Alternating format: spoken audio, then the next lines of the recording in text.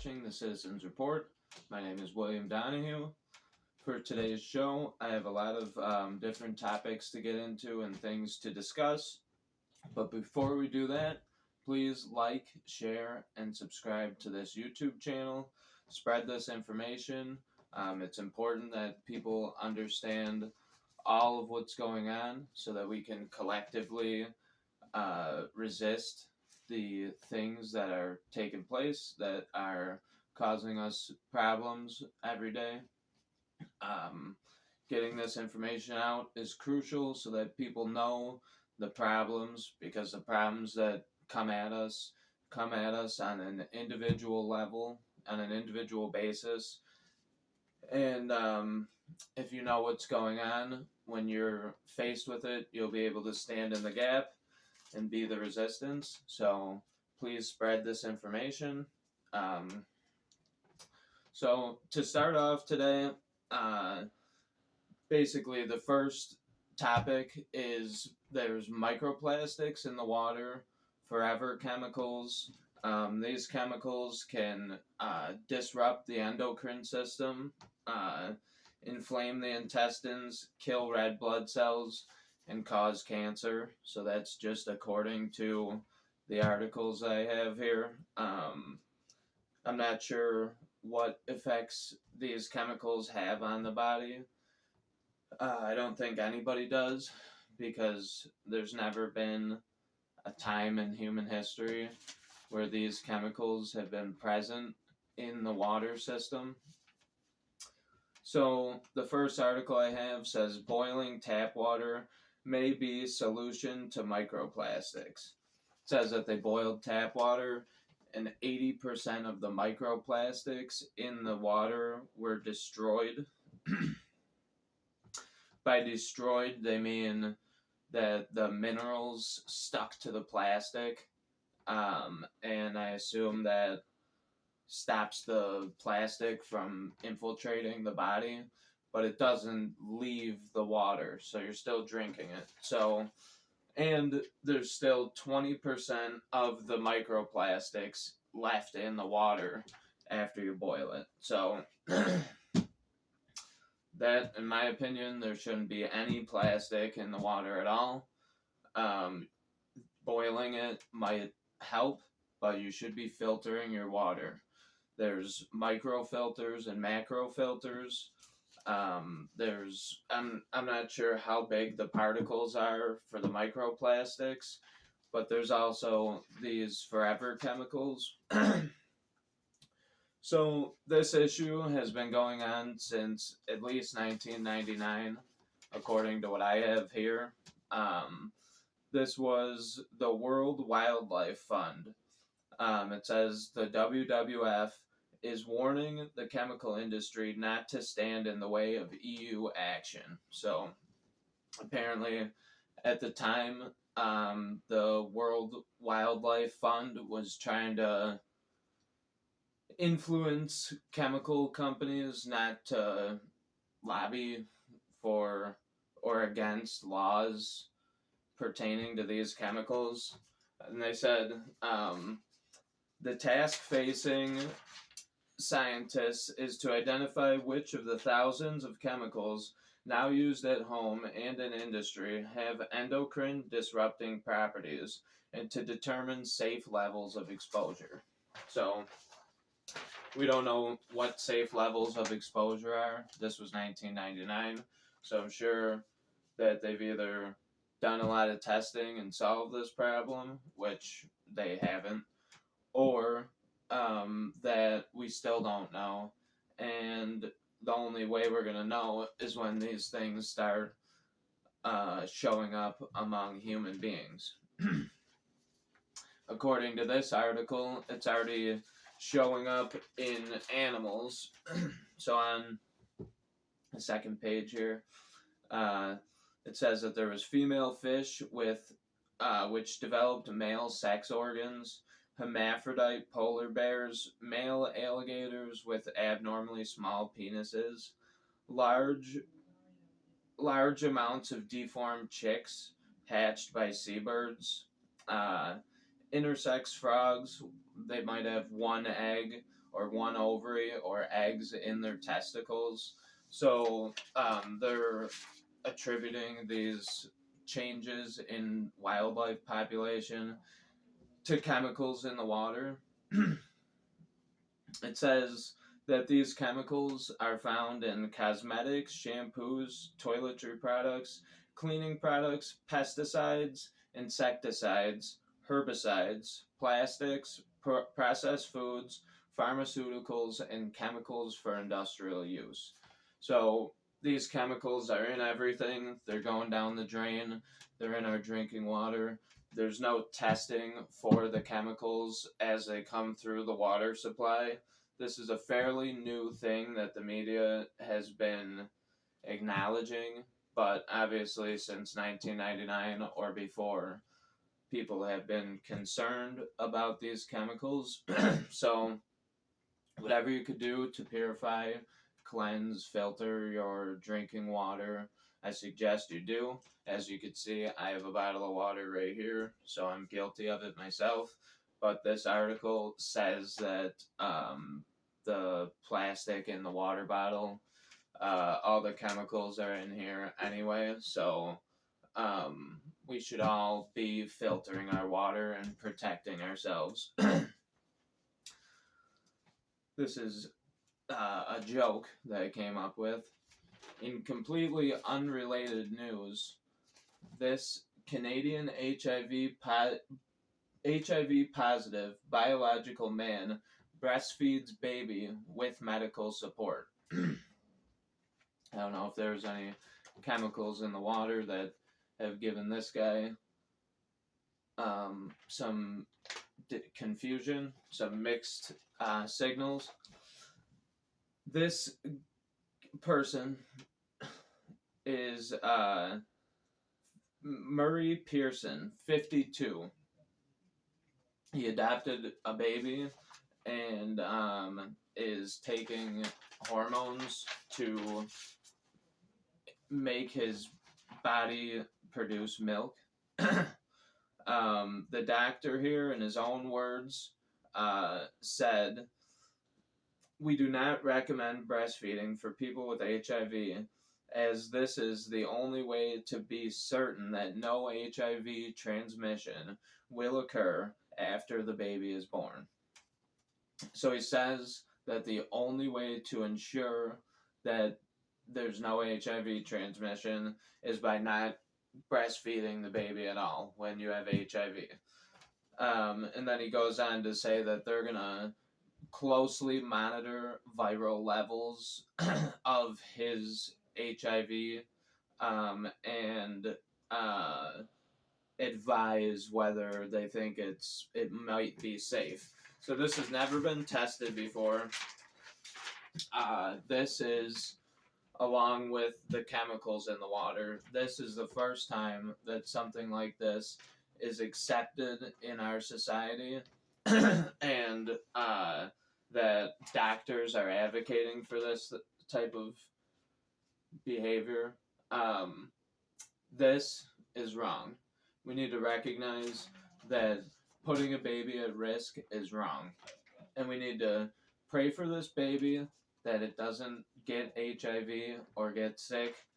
And we need to make sure that this has the attention that it deserves. Because that is wrong. The next article, Transgender Space Force Colonel says using pronouns in emails will help win wars. This is a quote. "You all have the power to take intentionally inclusive action to ensure the multiple perspectives that we know make us stronger as we devise winning war fighting strategies get heard." So apparently with the Ukraine war, Israel war, all these things, we're going to win the war by putting our pronouns in our emails. So that's the end of that topic. The next one I labeled illegals. This story I already covered. Laken Riley. She was killed by blunt force trauma by an illegal alien. This got very little coverage in the news, so I wanted to bring it up and just memorialize her uh, along with the memorial that they gave, or in connection to the memorial they gave. I can't think of what to say. Um, they're holding vigils. They're memorializing her. You would have thought that this would have been all over the news. And I just wanted to pay my respects to that story.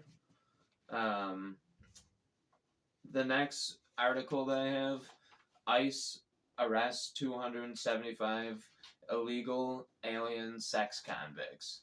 This article should have the headline, ICE arrests 275 illegal alien sex convicts this month. The article goes on to say that it happened this month, that they found 275 illegal sex convicts. I'm just going to list off some of their ages and citizenships and crimes that they're guilty of. A 26-year-old citizen of El Salvador in Houston, Texas, convicted of felony aggravated sexual assault with a firearm. A 44-year-old citizen of Mexico in the Bronx, New York, convicted of felony attempted sexual abuse in the first degree. Person incapable of consent / physically helpless. That's a bad person. A 44-year-old citizen of Cuba in Tampa, Florida, convicted of felony traveling to meet a minor after using computer services or device to solicit certain illegal acts and unlawful use of two-way communication device. 71-year-old citizen of Mexico in Pittsburgh, California, convicted of felony continuous sexual abuse of a child. 58-year-old from El Salvador, sodomy in the first degree.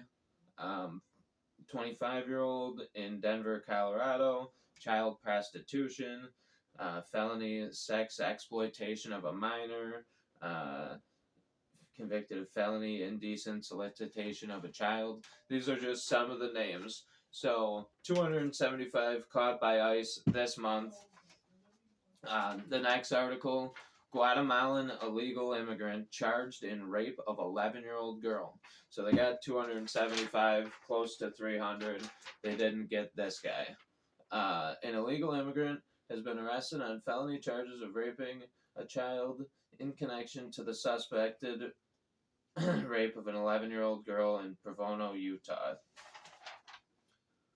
And then they actually quote this article in this article, and they say 300 sex predators who are also illegal immigrants. So the illegal immigration crisis is running rampant. It's becoming a massive problem. And at the same time, this article I thought would relate to this. Austin at the brink of disaster as police shortages hit crisis level. God help us all. So, this whole chaos that's going on, the confusion, the chemicals that are in the water, throwing off what we like our chemical balance, the confusion that ensues from it, the mix of information that we receive on a daily basis, and the collapse of the border, the collapse of the third world into the first world, the defunding of police prior to all kinds of crises. If I didn't know any better, or if I wasn't going to jump to conclusions, or if I was going to jump to conclusions, I would say that this reminds me a lot of the Cloward and Piven strategy. This is being introduced and tolerated by a group of people who are emerging as communists. in the form of socialism or um, just wanting higher taxes. They are communists that are carrying out what's called the Cloward and Piven strategy. Cloward and Piven were two Harvard philosophers that came up with a plan that if you collapse the third world into the first world, breaking down borders, creating crime, creating scarcity, um, basically making people ask the government for help, creating a welfare state, and then turning around and basically tricking the people into begging for communism and for standardized income across the board. So this is something that's developing and that should be paid attention to, and definitely is something that we need to solve very fast.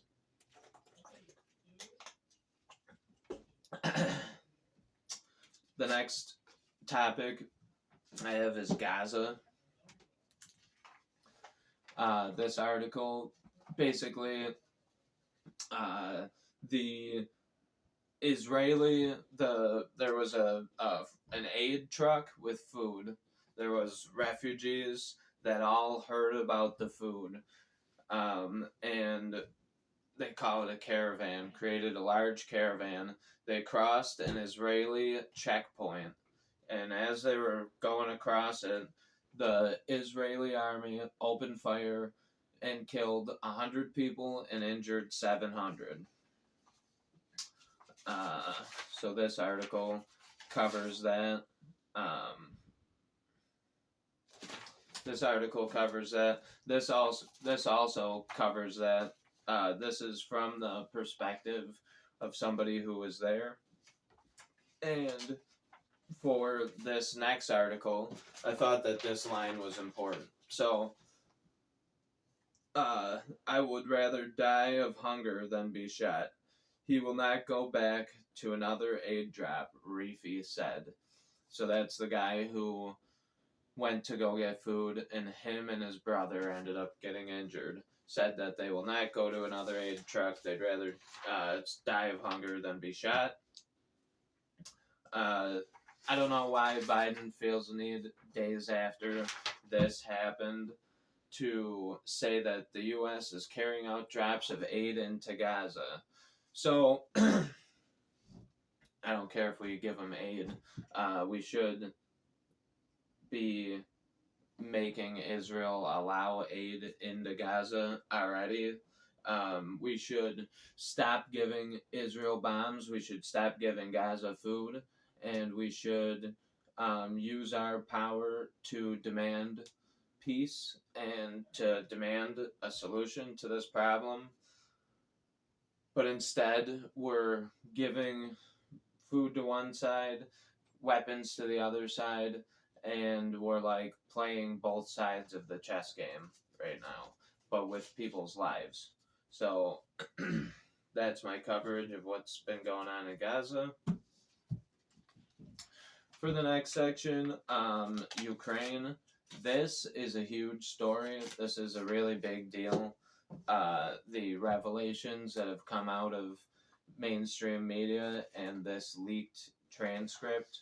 Last week I covered this story about the spy bases, or the last show I covered this story.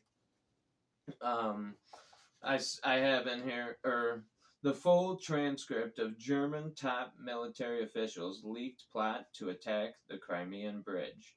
So in this transcript, they talk about sending tourist missiles as aid to Ukraine, or documenting it as given to Ukraine as aid or whatever.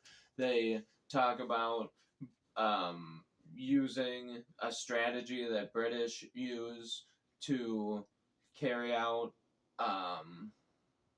to move weapons without them being detected. They talk about the political retribution that would come from someone finding out that they came up with this plan. They talk about placing the blame on another country, which uh, they allude that they would like the U.S. to take the fall for this eventually, as so they order the weapons, and then Ukraine investigates who blew up the Crimean Bridge, and the weapons tie back to the U.S. So this plan is one NATO member carrying out a false flag on Russia that would ultimately hurt another NATO member, being the US. This is a big deal, along with the 12 secret spy bases in Ukraine and waged shadow war for the last decade. The CIA had 12 spy bases. They uh, they influenced the Ukrainian election. They installed Zelensky over the popular candidate who was pro-Russia. They've been working on this for 12 years. They spied on Russia. They have been involved since before Russia went into Crimea. So these two stories, I'm going to leave right here. These two stories reveal the deep nature of NATO expanding influence into Ukraine, despite treaties that were put in place that Ukraine would be a buffer zone between Russia and NATO. So Russia warned NATO that if they didn't stop making efforts to bring Ukraine in as a member, that they would invade Ukraine. They also have historical claim to Ukraine.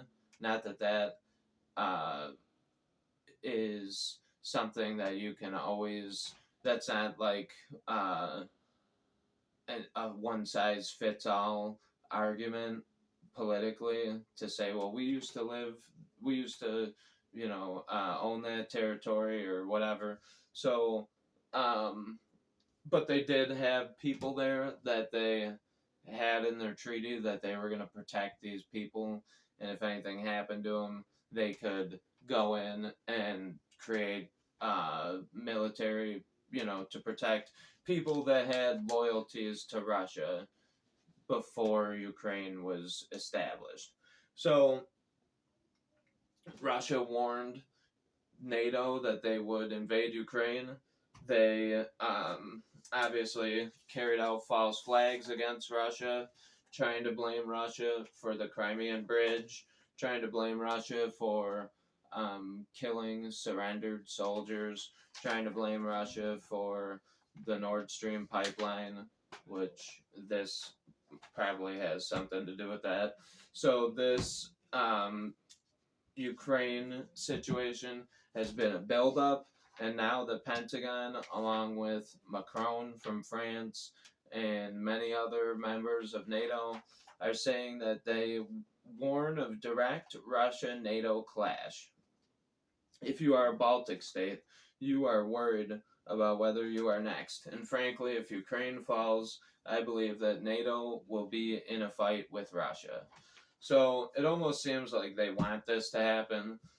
They've been pushing Russia. If they would have agreed prior to Russia invading Ukraine that they wouldn't make Ukraine a member as originally agreed upon, they already signed the treaty. So I don't know why they needed another treaty to say that that would still be in place. But NATO refused to sign NATO refused to sign and say that they wouldn't bring NATO in as a member country. So the governments just kept pushing Russia and didn't follow the original treaty. Russia invaded, and now they want to turn around and say that Putin was the aggressor. So this is another situation to pay attention to as it develops. These revelations are significant in that they may be the two main reasons for World War III. These two articles may be the main reason for World War III. The next section I have, I called it Trump. Basically, like I said last week, Trump is the political party, the Republican Party. So I just labeled this as Trump because everything that happens to Trump is example of what they want to do to us, and everything that happens in the Republican Party is relative to Trump because he is the front-running candidate. So, judge orders former President Trump to be removed from Illinois' primary ballot. This is now, I don't know, like the 5th state to do this. So now Trump has Illinois to deal with. And what I basically compared this to is, imagine you're playing football and you just give the ball to the other team when you go on offense for like 10 drives in a row. And they score, here and there. You still play defense. But you can't, you just gave them the whole first quarter. So they're taking away states from Trump. Trump is not willingly giving the ball away. They're running a touchdown and then taking the ball and running it again. So this is a massive handicap for Donald Trump's campaign, but popularity-wise and based on him winning everything so far by a landslide, I don't see this even being a problem. This is all just lawfare, and at the end of the day, there's a larger system of people that support Trump than what the government thinks that their network is. We're a network of organic, peaceful people that will not willingly give up our rights and our freedoms in this country. I hope we are. Ignore the background noise. Colorado votes Tuesday. The Supreme Court hasn't said if Trump votes will count. This is Colorado, another state that took Trump off the ballot. This next article, Mitch McConnell will step down as Republican leader at the end of the year. He's not stepping down. That's the end of his term. He's 87. So basically, this is just a nice way of saying that he probably wouldn't have made it into office anyway or retained his position as the leader once a new administration comes in. So basically, he's just getting out of the way for whoever's next. But we wish that he would get out of the way now so that we could do something leading up to the election. But that won't be the case. He's going to have his hand in there as much as he can, shake things up so that Trump can't get elected, and then go away. Then this last article I have in the Trump section, but it's about Trudeau.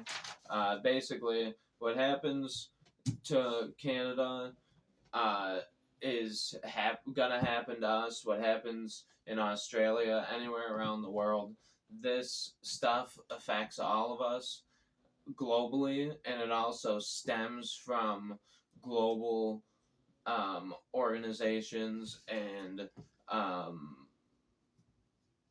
government bodies. I don't know if you'd even call it that because nobody elected them, but the World Health Organization, NATO, the UN, these big global alliances and entities, they pass policy paper down to the countries, and all the countries are doing the same thing at the same time. We see the same crises unfolding in every country, different um, reactions, slightly different variables that make up uh, like a series of what I would view as beta tests for uh, different control methods to be put in place, different gauging the reaction of different people in different areas. This is the second, third, or fourth time we've seen this happen. In the Wuhan lab, obviously, was the one that woke a lot of people up to this. We've seen that truck full of monkeys tip over that all had monkeypox. We've seen uh, the biolab in California that was being mismanaged. And now we see Trudeau tried to hide massive security failure at a Winnipeg biolab. So Trudeau was working with the People's Republic of China to create bioweapons. They mismanaged it, potentially causing the next pandemic, and there's been nothing said about it. And these type of events are meant to be controlled. Whether it's everything is very similar, although they're different issues. Uh, Biolabs spillover, a war, um, a wildfire, whatever you can have a problem, a crisis, create a reaction and a solution, and you either create the problem or take advantage of the problem to funnel the reaction to make everyone think that a certain solution is the answer to the problem. That's called the Hegelian dialectic, problem, reaction, solution. So these type of events, these biolabs, all this warfare, Ukraine, the confusion, all these things, people have to start thinking of it as one big news topic. The entire news, everything that's going on, is interconnected. It's all the same players. When you watch baseball and you see the Yankees come out of their stadium, it's usually the same lineup unless someone's injured. This lineup of people who are constantly behind the problem are the same cast of characters, and we need to put a name to a face and start identifying what the problem is. So, that being said, I hope everyone enjoyed the show. Take this news, leave a comment on whatever you think. I am doing a little bit of analysis, so if there's some inaccuracy or anything, leave a comment. I will address it. I will try and reply to whatever comments I can. And in the meantime, like I said, like, subscribe, share this video, and thank you for watching.